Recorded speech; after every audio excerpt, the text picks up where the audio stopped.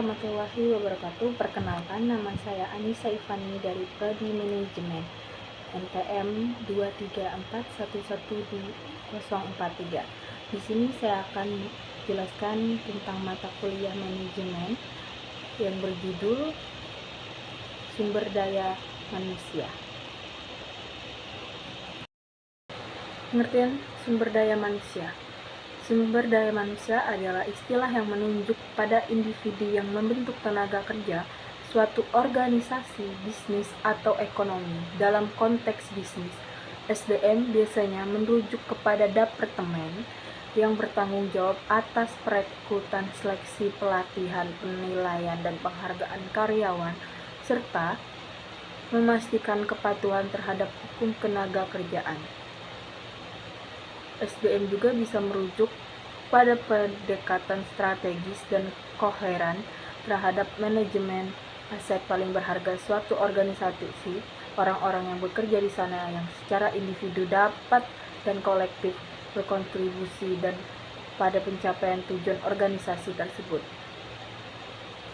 Penting untuk mengingat bahwa sumber daya manusia bukan hanya tentang mengelola karyawan, tetapi juga tentang memanfaatkan bakat dan potensi mereka untuk keuntungan organisasi dan karyawan itu sendiri.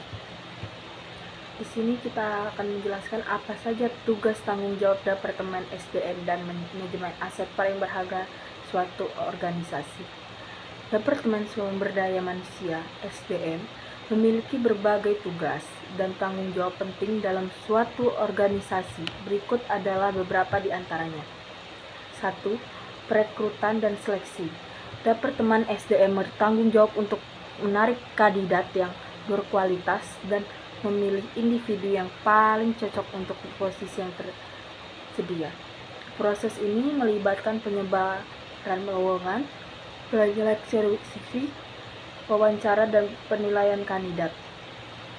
2. Pelatihan dan pengembangan. SDM bertanggung jawab untuk mengidentifikasi kebutuhan pelatihan karyawan dan menyediakan peluang untuk mengembangkan profesional dan kepribadian.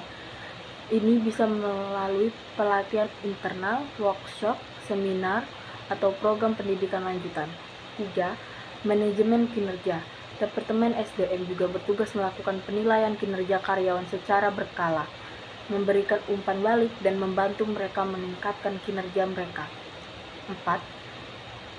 Manajemen hubungan karyawan. SDM bertugas menjaga hubungan yang baik antara manajemen dan karyawan, menangani konflik di tempat kerja, dan memastikan lingkungan kerja yang positif dan produktif. 5. Kebutuhan hukum. Departemen SDM harus memastikan bahwa organisasi mematuhi semua hukum dan regulasi ketenaga kerjaan, termasuk hak-hak karyawan, keselamatan dan kesehatan kerja, dan persyaratan lainnya. 6. Manajemen kompensasi. Manfaat SDM bertanggung jawab untuk merancang dan mengelola paket kompensasi dan manfaat yang adil dan kompetitif dan untuk karyawan. Jenis-jenis sumber daya manusia dibagi menjadi 5. Sumber daya manusia atau biasa disebut SDM dapat dikategorikan berdasarkan berbagai faktor seperti tingkat pendidikan, keterampilan, pengalaman, dan peran-peran dalam organisasi. Berikut ada beberapa jenis SDM. 1. SDM berdasarkan tingkat pendidikan. Ini mencakup sekaryawan dengan pendidikan dasar, menengah, dan tinggi. Setiap tingkat berpendidikan memiliki peran dan tanggung jawab yang berbeda di dalam organisasi. 2. SDM berdasarkan keterampilan. Ini mencakup karyawan yang memiliki keterampilan khusus atau teknis dalam bidang tertentu seperti IT, keuangan, pemasaran, dan lainnya. 3. SDM berdasarkan pengalaman.